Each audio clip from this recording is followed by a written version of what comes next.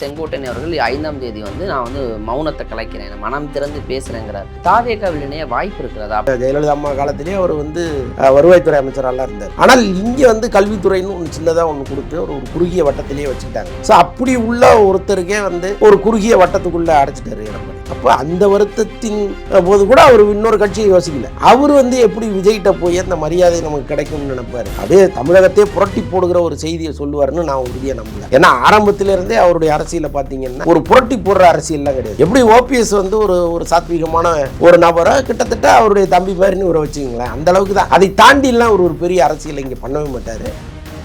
இல்லை, எடப்பாடி இல்லாமல் பிளவுபட்ட அதிமுக எப்படி ஒன்றுபட வைக்க முடியும்? எடப்பாடியை பொறுத்தளவுக்கு அப்படி ஒரு பேச்சுவார்த்தை யார் ஆரம்பித்தாலும் முதல் ஃபுல் ஸ்டாப் அவர் தான் வைக்கிறாரு. உள்துறை அமைச்சரே முடிவெடுத்து அதற்கான முயற்சிகள்லாம் எடுத்தப்போ கூட நோன்ட்டார். அப்படி ஒரு எண்ணம் இருந்தால் இங்கே வரவே வராதிங்க, நாம தனித்தனியாக பிரிஞ்சு நிற்கலாங்கிற மாதிரி தான் அவர் பிளான் பண்ணாரு. ஸோ அந்த கூட்டணிக்கே இடையூறாக இருக்கிறது இவங்கெல்லாம் உள்ள சேர்றது தான். செங்கோட்டையன், சசிகலா, டிடிவி, ஓபிஎஸ் எல்லாம் ஒன்றாக சேர்ந்து தாவேகா கூட்டணிக்கு போனால் தாவேகா ஒரு பலம் பொருந்திய கட்சியாக மாறும். இல்லை, ஏற்கனவே தாவேக்கா இங்க டபுள் டிஜிட் ஓட்டு வங்கியோட தான் இருக்கு. ஓட்டா பாத்தீங்கன்னா இது ஒரு கணிசமான ஓட்டா இருக்கு. ஏற்கனவே விஜய்க்கு ஒரு கணிசமான ஓட்டு வங்கி இருக்கு. இதெல்லாம் சேர்ந்தா ஏதோ ஒரு சொல்லும்படியான ஒரு வாக்கு வங்கிக்கு அவங்க வரலாம். இந்த தேர்தலில் விஜய் ஆட்சியை பிடிச்சி முதலமைச்சர் ஆவார்னு நினைப்பது. அண்ணாமலையை முற்றிலுமாக பாஜக ஒதுக்கி தள்ளியிருக்கிறது அப்படிங்கும்போது ரொம்ப விரக்தியின் உச்சத்துக்கு போயிருக்கிறாரு. இப்போ மீட்டிங் நடக்குது, அண்ணாமலையை கூப்பிடவே இல்லை. இதோடைய அர்த்தம் காரணம் முழுக்க எடப்பாடி தான். அவர் எடப்பாடியை பேசின பேச்செல்லாம் திரும்ப ரிவைண்ட் பண்ணி அவர் கேட்டுட்டே இருப்பாரோன்னு நமக்கு தோணுது. அவர் முதல்ல இங்கேருந்து அப்புறப்படுத்தணுங்கிறதுல அவர் ரொம்ப உறுதியாக இருக்கிறார். அதுதான் அவர் வைத்த முதல் நிபந்தனையாகவும் இருந்தது. அதனாலதான் இந்த கூட்டணியே உருவாச்சு. மக்களே, அன்பு வணக்கம். இன்னைக்கு நம்மளோட யார் இருக்காங்க பார்த்தீங்கன்னா வலைப்பை சந்தனன் சார். சார் வணக்கம் சார். வணக்கம் நந்தா. செங்கோட்டையன் அவர்கள் அதிமுகவில் ஒரு சலசலப்பை உண்டு செஞ்சிருக்கிறார். முன்பே அவர் பேசின விஷயங்கள் அதிமுகவில் எந்த அளவுக்கு ஒரு அதிர்வலை ஏற்படுத்தி நமக்கு தெரியும். இப்போ இருந்தாலும் தேர்தல் காலம் நெருங்க காத்திருக்கிறது. எடப்பாடி அவர்கள் சுற்றுப்பயணம் மேற்கொண்டிருக்கிறார். இந்த நேரத்தில் செங்கோட்டையன் அவர்கள் 5ஆம் தேதி நான் மௌனத்தை கலைக்கிறேன், மனம் திறந்து பேசுகிறேங்கிறார். இப்படி என்னத்தை மனம் திறந்து பேச போகிறார்? முதல் கேள்வியாக இவர் தாவேக்காவில் இணைய வாய்ப்பு இருக்கிறதா அப்படிங்கிறது. ஏன்னா எல்லாமே தாவேக்காவுக்கு வராருங்கிறாங்க. அதற்கு ஒரு வாய்ப்பு இருக்கிறதா நீங்கள் எப்படி பார்க்குறீங்க? இல்லை, அதுக்கு 100% வாய்ப்பு இல்லை. ஏன்னா செங்கோட்டையன் ஏற்கனவே அதிமுகவிலிருந்து மந்திரியாக இருக்கும்போது அம்மா காலத்தில் நீக்கப்பட்டார். அப்போ ரொம்ப அமைதியாக இருந்தார். ஏன்னா அவங்கள எதிர்த்து எதுவும் செய்யக்கூடாதுங்கிறதுனால ரொம்ப அமைதியாக இருந்தார். அதற்கப்புறம் அவருக்கு சில அழைப்புகள்லாம் வந்துச்சு. இப்போ அதிமுக ஆட்சி போன பிறகு, அவங்களுடைய மறைவுக்கு பிறகு நீங்கள் திமுகவுக்கு வந்துருங்களேன் அப்படிங்கிற மாதிரிலாம் அவருக்கு தூதுலாம் போனாங்க. ஒரு பெரிய தொகை பேசப்பட்டதெல்லாம் அப்போது தகவல்கள் வந்துச்சு. அப்போ கூட அவர் என்னுடைய ரத்தம் அதிமுக ரத்தம் தான், நான் இதை விட்டு இன்னொரு கட்சிக்கு போகவே மாட்டேன், அதனால் எவ்வளவு லாபம் வந்தாலும் எனக்கு அது வேண்டாம் அப்படின்னு எடப்பாடி தலைமையை ஏற்றுக்கிட்டு அங்கே இருந்தார். அவருக்கு நிறைய அங்கே அவமானங்கள்லாம் இருந்துச்சு. என்னப்பா, அவங்க ஜெயலலிதா அம்மா காலத்திலே அவர் வருவாய்த்துறை அமைச்சராலாம் இருந்தார். ஆனால் இங்கே கல்வித்துறைன்னு ஒன்று சின்னதாக ஒன்று கொடுத்து ஒரு குறுகிய வட்டத்திலேயே வச்சுக்கிட்டாங்க. எம்ஜிஆர் காலத்திலேருந்து அரசியல் பண்ணவர், ஜெயலலிதா அம்மாவுக்கு ரொம்ப நெருக்கமான ஒரு தலைவராக இருந்திருக்கார். அவருடைய வீட்டுக்கே அவங்க போய் ஒரு 2-3 நாள் தங்கியிருக்காங்க. அவருடைய வீடு ஈரோட்டில் நான் போயிருக்கேன். ரொம்ப அழகாக இருக்கும். சுற்றி ஒரு 100-150 தென்னை மரம் இருக்கும். நடுவில் அந்த வீடு இருக்கும். மாடியெல்லாம் கிடையாது, ஒரு பெரிய வீடு. அந்த வீட்டில் நீங்கள் வெளியில் உட்காந்தாலே அவ்வளோ ப்ளசண்ட்டாக இருக்கும். அங்கே அவங்க 2-3 நாள் இருந்தாங்க. அதுக்காக ஒரு தனியாக டிரான்ஸ்ஃபார்மர்லாம் போட்டு ரொம்ப பிரமாதமாக அவங்களுடைய வருகையை அவர் அப்படியே கொண்டாடினார். ஸோ அப்படி உள்ள ஒருத்தருக்கே ஒரு குறுகிய வட்டத்துக்குள்ளே அடைச்சிட்டாரு எடப்பாடி. அப்போ அந்த வருத்தத்தின் போது கூட அவர் இன்னொரு கட்சியை யோசிக்கல. அவர் எப்படி விஜய்கிட்ட போய் அந்த மரியாதை நமக்கு கிடைக்கும்னு நினைப்பார். ஸோ அதனால் மேக்ஸிமம் விஜய் கட்சிக்கு போகிறதுக்கு வாய்ப்பே கிடையாது. ஒருவேளை இந்த பிரிந்த ஓபிஎஸ், டிடிவி தினகரன், சசிகலா இவங்களையெல்லாம் இணைத்து ஒரு புதுசாக ஒரு அணியை உருவாக்கி அந்த அணி வேணா தாவேக்காவோட கூட்டணி வைக்கிறதுக்கு வாய்ப்பு இருக்குமே தவிர மற்றபடி அவர் தாவேக்காவுக்கு போவார்னு நான் நம்பலை. இப்போ இருந்தாலும் இப்போ அங்கே இருக்கக்கூடிய பெரியார் படத்தை சேர்த்துருக்கிறாரு. எடப்பாடி இப்போ படத்தை நீக்கினதாக செய்திகள் வருது, அந்த புகைப்படம் வருது. பட் அங்கே என்ன நடந்ததுன்னு நமக்கு தெரியாது. இப்போ மௌனம் கலைக்கிறேங்கிற அப்போ எதை சார்ந்து பேச போகிறாரு? இந்த ஒன்று கொடநாடு விஷயங்கள் தான் மர்மமாக இருக்கிறதுன்னு போது அதை சார்ந்து பேசுவாரா? இப்போ ஜெயலலிதா போது ஹாஸ்பிட்டலில் இருந்தபோது என்ன நடந்ததுங்கிறது ஒரு மர்மமாகவே இருந்தது, அதை குறித்து பேசுவாரா? இல்லை கட்சி அந்த பிளவு பெற்ற அன்னைக்கு என்ன நடந்ததுன்னு பேசுவாரா? எதை குறித்து பேச போகிறாருங்கிற ஒரு தாகம் இருக்குல்ல சார். எதை குறித்து பேசுனா இம்பாக்ட் அதிகமாக இருக்கும்னு சும்மா இதை குறித்து பேசிட்டாருன்னா ஒரு பெரிய இம்பாக்டை கிரியேட் பண்ணிடுவார் அப்படின்னா? இல்லை, அவர் எது குறித்து பேசினாலும் ரொம்ப சாத்வீகமாக பேசக்கூடிய ஒருத்தர். அவர் பெரிய பரபரப்பை கிளப்பி ஒரு பெரிய கொலை குற்றச்சாட்டோ அல்லது ஒரு பெரிய அப்படியே தமிழகத்தையே புரட்டி போடுகிற ஒரு செய்தியை சொல்லுவார்னு நான் உறுதியாக நம்பலை. ஏன்னா ஆரம்பத்திலேருந்தே அவருடைய அரசியலை பார்த்தீங்கன்னா ஒரு புரட்டி போடுற அரசியல்லாம் கிடையாது. எப்படி ஓபிஎஸ் வந்து ஒரு சாத்வீகமான ஒரு நபரை கிட்டத்தட்ட அவருடைய தம்பி மாதிரின்னு ஒரு வச்சுக்கிங்களேன், அந்தளவுக்கு தான். அதை தாண்டிலாம் ஒரு பெரிய அரசியலை இங்கே பண்ணவே மாட்டார். மக்கள் செல்வாக்கு இருக்குது.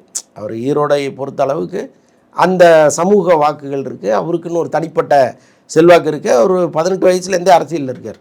அவர் முதன்முறையாக வந்து எம்ஜிஆர் கட்சியில் நின்று பிரசிடெண்ட் ஆனவர் ஊரில். அதுக்கப்புறம் மெல்ல மெல்ல வளர்ந்து ஒரு மந்திரியானார். ஒரு பெரிய அரசியல்வாதிங்கிறது எல்லாருக்குமே தெரியும். அப்போ அந்த காலத்திலேருந்து அவர் பழகிய கூட்டம் அது.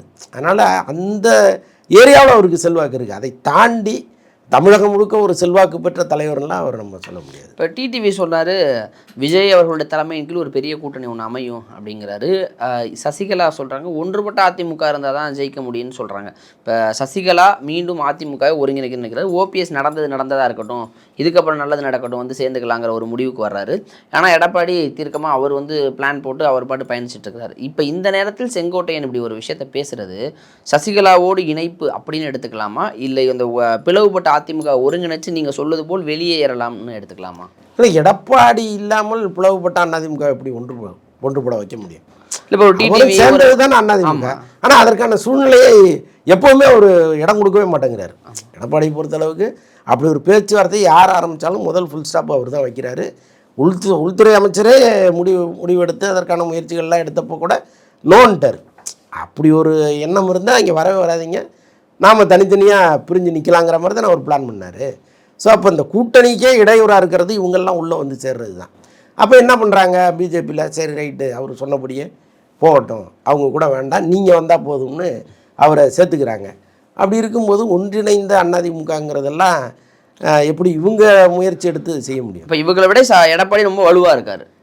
அமித்ஷா எடுத்து அந்த இது நடக்கலங்கும்போது ஒரு இவர் செங்கோட்டையன் எடுத்து என்ன நடந்திருக்கும்? இப்போ இருந்தாலும் அப்போ செங்கோட்டையன் வந்து ஒரு திமுக இணைய வரா சார், என்ன மீட் பண்ணிட்டுலாம் வந்தார். அவர் இணையணும்னா என்றைக்கோ இணைஞ்சிருப்பார். அன்னைக்கு அவருக்கு வந்து பெரும் தொகையை கொடுப்பதற்கு தயாராக இருந்த காலத்திலே அவர் வேணான்ட்டு கட்சிக்கு விசுவாசமாக இருந்தவர். அவர் எப்படி திமுகவுக்கு போகிறார்? அவரோ ஓபிஎஸ்ஸோ திமுகவுக்கு போகிறதுங்கிறது ரொம்ப அநியாயம். ஏன்னா அவங்க அரசியலில் நுழைஞ்ச காலத்துலேருந்து அவங்க திமுக எதிர்த்து தான் எதிரியாகவே பார்த்த ஒரு கட்சியில் போய் சேர்ந்து தளபதி அவர்களேன்னு சொல்கிறது தாங்குமா மனசு? அதுக்கெல்லாம் வாய்ப்பே கிடையாது. இப்போ திமுகவில் இணைய போகிறது கிடையாது. அதிமுகவை பிளவுபடுத்தினால் எந்த அளவுக்கு பிளவுபடுத்த போகிறாங்க? சேர்ந்து பயணிக்க போகிறாங்களா இல்லை விலகி போகிறாங்களா? இல்லை, அதான் தனித்தனியாக இயங்கி கொண்டிருக்கிற இவங்கள ஒன்று சேர்த்து ஒரு பலமான அணியாக உருவாக்குவாங்க. அப்படி தான் நடக்கும்னு நினைக்கிறேன். பலமாக சேர்ந்து அதே அதிமுக கூட்டணி போயிடுவாங்க. எப்படியா? அப்படிதான் தாவேக்காவோட கூட்டணி சேருவதற்கு வாய்ப்பு, அப்படின்னா கூட்டணியாக வர்றதுக்கு வாய்ப்பு இருக்குது. சரி, ஓகே சார். இப்போ ஒருவேளை நீங்கள் சொல்கிறது மாதிரி நடந்தால், இப்போ செங்கோட்டையன், சசிகலா, டிடிவி, ஓபிஎஸ் எல்லாம் ஒன்றாக சேர்ந்து தாவேக்கா கூட்டணிக்கு போனால் தாவேக்கா ஒரு பலம் பொருந்திய கட்சியாக மாறுமா? இல்லை, ஏற்கனவே தாவேக்கா இங்கே வந்து டபுள் டிஜிட்டு ஓட்டு வங்கியோட தான் இருக்குது. டபுள் டிஜிட்டாக இருந்தாலும் ஒரு வெற்றி பெறக்கூடிய சூழல், ஒரு ஆழ்ந்த அரசியல் அனுபவம் உள்ளவர்கள் எல்லாம் செல்லும் பொழுது அது ஒரு கட்சி ஒரு முழுமையான ஒரு அரசியல் கட்சியாக மாறுவதற்கான வாய்ப்பு இருக்குது தானே சார்? இல்லை, இருக்குங்க. இப்போ அவங்களுடைய தொண்டர்களை அரசியல் படுத்துவது தானே இன்றைக்கி ஒரு பெரிய சவாலாக இருக்குது. அவங்க இந்த ஜென்மத்தில் மாறுற மாதிரி நமக்கு தெரியலையா? அவங்களுடைய நடவடிக்கைகள்லாம் பார்க்கும்போது பார்த்திங்கன்னா அது ஏதோ இந்த சினிமாவுக்கு ஓப்பனிங் டிக்கெட் வாங்கி வந்த கூட்டம் மாதிரி இருக்குது. ஸோ இப்போ இவங்களை எப்படி வந்து செங்கோட்டையன் மாதிரியான ஆட்கள் உள்ளே போய் மாற்ற போகிறாங்கன்னு தெரியல, மாறவும் போகிறதில்ல. ஸோ அப்படி இருக்கும்போது ஓட்டாக பார்த்திங்கன்னா இது ஒரு கணிசமான ஓட்டாக இருக்குது. ஏற்கனவே விஜய்க்கு ஒரு கணிசமான ஓட்டு வங்கி இருக்குது. இதெல்லாம் சேர்ந்தால் ஏதோ ஒரு சொல்லும்படியான ஒரு வாக்கு வங்கிக்கு அவங்க வரலாம். இந்த தேர்தலில் விஜய் ஆட்சியை பிடிச்சி முதலமைச்சர் ஆவார்னு நினைப்பது அது ரொம்ப பேராசை தான். அதுக்கு பெரும்பாலும் வாய்ப்பு இல்லை. ஏன்னா திமுக மீது ஒரு அதிருப்தி, பலமான அதிருப்தி மக்கள் மத்தியில் இருந்ததுன்னா அப்படி நீங்கள் யோசிக்கலாம். இப்போ 91, 96 எப்படி ஜெயலலிதா மேலே ஒரு பெரிய வெறுப்பு மக்களுக்கு வந்துச்சோ அந்த மாதிரி ஒரு வெறுப்பு இன்றைக்கி திமுக மேலே இருக்கான்னா இல்லை. அப்படி இருக்கும் பொழுது எப்படி வந்து அவரை ஒரு முதலமைச்சராக கொண்டு வந்து உட்கார வைப்பாங்க? ஸோ அதெல்லாம் இருக்குது. ஸோ இருந்தாலும் இந்த கூட்டணியெல்லாம் சேர்ந்து ஒரு கணிசமான ஒரு வெற்றி அடைவதற்கு வாய்ப்புகள் இருக்குது. புரியுது சார். இப்போ செங்கோட்டையனுடைய குணம் இதுதான், அவர் அப்போ இருந்தே இப்படி தான் இருக்கிறாரு, அதனால் அவர் ஒரு பெரிய ஒரு மாற்றத்தை ஏற்படுத்தக்கூடிய ஒரு விஷயத்தை வந்து உடைக்க மாட்டார் அப்படின்னு தான் நீங்கள் சொல்லியிருக்கிறீங்க. இன்னும் ஒரு 2 நாள் தான் இருக்குது, அதை நம்ம பொறுத்து வந்து பார்ப்போம். இப்போ இன்னொரு புறம் அண்ணாமலை தமிழக அரசியலில் பாஜக அப்படிங்கிற ஒரு கட்சியை எடுத்துகிட்டு போய் சேர்த்ததில் ஒரு முக்கிய பங்கு, திராவிட கட்சிகளை சீண்டி பார்த்து ஒரு டாக்லேயே வச்சுக்கிட்டதில் முக்கிய பங்கு. ஆனால் இன்றைக்கி அண்ணாமலையை முற்றிலுமாக பாஜக ஒதுக்கி தள்ளியிருக்கிறது அப்படிங்கும்போது ரொம்ப விரக்தியின் உச்சத்துக்கு போயிருக்கிறாரு. இப்போ மீட்டிங் நடக்குது, அண்ணாமலையை கூப்பிடவே இல்லை, இதோடைய அர்த்தம் என்ன? இல்லை, அது காரணம் வந்து முழுக்க முழுக்க எடப்பாடி தான். இப்போ அவர் வந்து எடப்பாடியை பேசின பேச்செல்லாம் திரும்ப ரிவைன் பண்ணி அவர் கேட்டுக்கிட்டே இருப்பாரோன்னு நமக்கு தோணுது. அவர் முதல்ல இங்கேருந்து அப்புறப்படுத்தணுங்கிறதுல அவர் ரொம்ப உறுதியாக இருக்கார். அதுதான் அவர் வைத்த முதல் நிபந்தனையாகவும் இருந்தது. அதனால தான் இந்த கூட்டணியே உருவாச்சு. அண்ணாமலை வந்து தமிழக பிஜேபி தலைவராக இருந்தால் இந்த நிமிஷம் வரைக்கும் அது நடந்திருக்கிறதுக்கு வாய்ப்பு இல்லை. அப்போ இப்போ கூட்டணியாக மாறின பிறகு அவங்க பேசுவதற்கு நிறைய விஷயங்கள் இருக்குது. உள்ளே அவர் வந்து யாரெல்லாம் தலைமையோ அவங்கள்ட்டெல்லாம் பேசுவதற்கு வாய்ப்பு இருக்கும்போது இவர் என்னெல்லாம் செஞ்சாருங்கிறத அவர் சொல்லுவார்ல. ஸோ இதெல்லாம் சேர்ந்து ஒரு புறக்கணிப்பு நடந்ததோ அப்படின்னு தான் இதை எடுத்துக்க வேண்டியதாக இருக்குது. இப்போ ஆனால் சார், இப்போ ஹெச் ராஜா கூப்பிட்டுருக்காங்க, தமிழிசையை கூப்பிட்டுருக்காங்க, வானசி, இப்போ நயினா நாயந்திரன் தலைவராக இருக்கிறது, எல்லாரையும் கூப்பிட்டுருக்காங்க. அண்ணாமலையை கூப்பிடல, ஏன் கூப்பிடலன்னு கேட்டதுக்கு இல்லை நான் பிஸியாக இருக்கிறேன், திருமண நிகழ்வு விழாக்கள்லாம் இருக்குது அப்படிங்கிறாரு. இதுதான் இப்போ அவங்களுக்காக ஓடி உழைத்தார், உழைத்த நபரை கொண்டு போய் ஓரமாக வச்சுட்டாங்களே அப்படிங்கிறது ஒரு ஆதங்கமாக இருக்கே சார். இல்லை, உங்களுக்கு ஆதங்கமாக இருக்கலாம், கண்டென்ட் கிடைக்காது அதனாலே ஆதங்கமாக. இல்லை பொதுவாக நீங்கள் பார்த்தீங்கன்னா பிஜேபி அவரால் சில சதவீதங்கள் வளர்ந்துருக்குங்கிறது ஒரு பக்கம் இருந்தால் கூட அதற்கு போடப்பட்ட உரம் வந்து அதிகம் இல்லை. அந்த உரத்தை கணக்கு பண்ணி பார்த்தாங்கன்னா இவ்வளவு விலையோடு ஒரு உரத்தை வாங்கி அந்த செடிக்கு போட்டிருக்கோம், அது இன்னும் பலன் கொடுத்துருக்கணுங்கிற கணக்கோட தானே பார்ப்பாங்க. அப்போ அவர் மீது ஒரு அதிருப்தி தலைமைக்கே இருக்குது. அதுதான் அந்த அந்த வெறுத்து ஒதுக்கி அண்ணாமலை முழுவதுமாக உரம் கட்டப்பட்டிருக்காரு. இறுதியாக அவர் வந்து திமுகவில் சேர்ந்துருவாரா? அதற்கெல்லாம் வாய்ப்பே கிடையாதுங்க. அப்படி வந்து அண்ணாமலையை திமுகவில் சேர்த்தா திமுகவிலேருந்து ஒரு கூட்டம் வெளியேறிடும். அவரெல்லாம் கட்சிக்குள்ளே சேர்க்குறீங்களே, இதை விட அநியாயம் வேறு ஏதாவது உண்டான்ட்டு. அதனால் அண்ணாமலை வந்து கட்டாயமாக திமுக சேர்க்காது, அவர் விரும்பினா கூட. புரியுது சார். எடப்பாடி எப்படிலாம் திட்டினாரு, இப்போ நீங்களே எடப்பாடியை முதல்வராக சொல்கிறீங்க பார்த்தீங்களா அப்படின்னு கேட்டதுக்கு அரசியலில் அதெல்லாம் சகஜம் தானே அப்படின்ட்டு இருக்காரு. ஸோ அந்த நிலைமைக்கு இவர் அண்ணாமலை சென்றிருக்கிறாரு. பொறுத்து வந்து பார்ப்போம் சார். இன்றைக்கி நடக்கக்கூடிய மீட்டிங்கில் அண்ணாமலையை கிட்ட கூட சேர்க்க வேணாம் டெல்லியில் அப்படிங்கிற அளவுக்கு ஒதுக்கி வைத்திருக்கிறாருன்னா இது அரசியல் வாழ்க்கையில் முற்றிலுமா அண்ணாமலை முடிந்து விட்டதுன்னு தான் நம்ம எடுத்துக்க முடியும். இல்லை, அப்படிலாம் நீங்கள் எடுத்துக்க. ஆனால் அப்போ பதவியும் பொறுப்பு இன்றைக்கே அவங்க எடப்பாடியினுடைய தேவை இருக்குது. ஸோ அதனால் வந்து எடப்பாடிக்காக அண்ணாமலை ஒதுக்கி வைக்கிறாங்கன்னு தான் நான் பார்க்குறேன். நாளை எடப்பாடி இல்லை, நாளைக்கு எடப்பாடியே இந்த கூட்டணியே தோற்று போச்சுன்னு வைங்க, படுதோல்வி அடையுது. தோக்கிறதுங்கிறது சகஜம். படுதோல்வி அடைஞ்சதுன்னா எடப்பாடி எப்படி அவங்க மதிப்பாங்க? மீண்டும் அண்ணாமலையை உள்ளே கொண்டு வருவாங்க. அதெல்லாம் அரசியலில் சகஜமப்பா தான். அவர் சொன்ன அதே டைலாக் தான் அவருக்கும் பொருந்துமா? எனிவேஸ் பொறுத்து வந்து பார்ப்போம் சார். செங்கோட்டையன் வாயை திறக்கும் பட்சத்தில், ஏதாவது நடக்கும் பட்சத்தில் அன்றைய தினம் சந்திப்போம். நேரம் கொடுத்ததற்கு நன்றி.